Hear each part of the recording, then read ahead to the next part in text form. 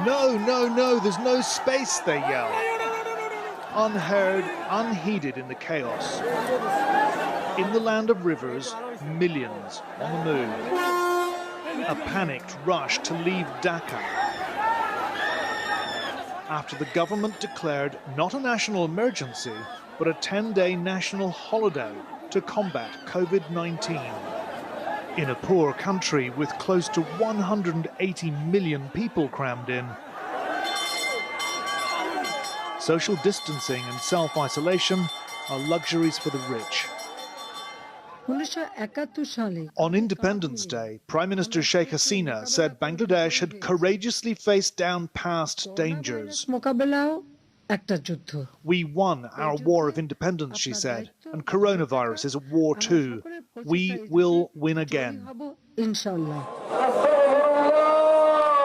As news of the sweeping contagion spread last month, a well-meaning religious leader gathered the faithful to pray for deliverance, offering healing Quranic verses. The mass prayer event triggered alarm. The true extent of infection in Bangladesh is unknown. An attempted national lockdown has left already impoverished people jobless, hungry, increasingly desperate and dependent on handouts. With experts warning that only the immediate implementation of aggressive countermeasures can avert what they call unimaginable damage, the government's deployed troops to enforce social distancing, streets sprayed with disinfectant.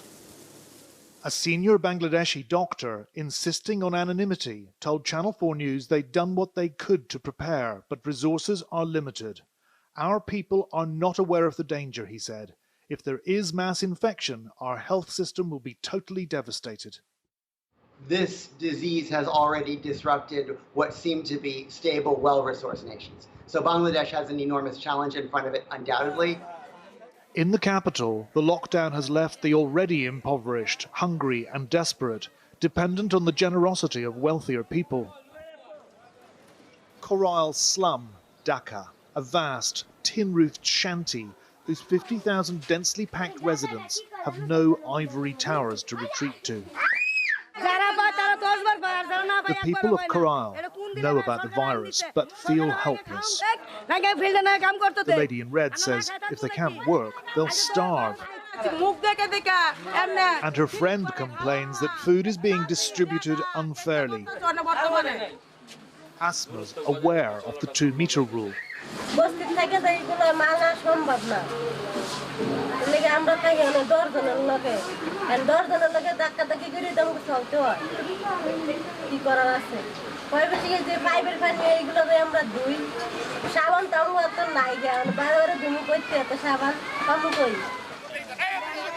The government is distributing food to the poor and has offered emergency support to 4 million Bangladeshis in the garment sector, many of whom now face destitution after global clothing brands cancelled £2.5 billion worth of orders, including several leading British retailers. The Garment Manufacturers Association has appealed to fashion firms to honour contracts. If we don't have that support for the next 3 months, we will be having 4.1 million workers literally out on the streets. And this is a social chaos we cannot afford. Only a handful of firms have said they will pay for existing orders.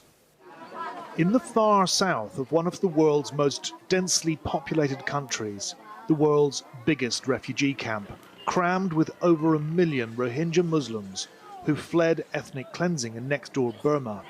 Many live 12 or more to a room in bamboo and plastic shacks, a density 4 times that of high-rise New York City. Prime conditions for corona, which thrives in confined spaces, threatening to turn crisis into catastrophe. Loudspeakers mounted on auto-rickshaws broadcast COVID-19 warnings and public health advice. Mobile networks and the internet have long been curtailed in these camps by the government on unspecified security grounds, so volunteers have resorted to spreading the message by megaphone. Sayeda Begum, a mum with 7 children, says she's alarmed by what she's hearing about this deadly disease. She's teaching the corona scrub and top tips, which for most of us are life-saving practicalities, but here are largely theory. We need so much soap and water, she says. One family might have 10 or 15 members. All need soap. Every house is full of people. How can we stay so far apart? We're really worried. For 22-year-old Senwara, the message is simple: wash and pray.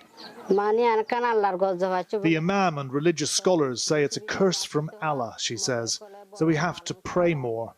We have to read the Quran and beg Allah to help us. Death stalked the Rohingya people in the pre-corona era. They're used to it.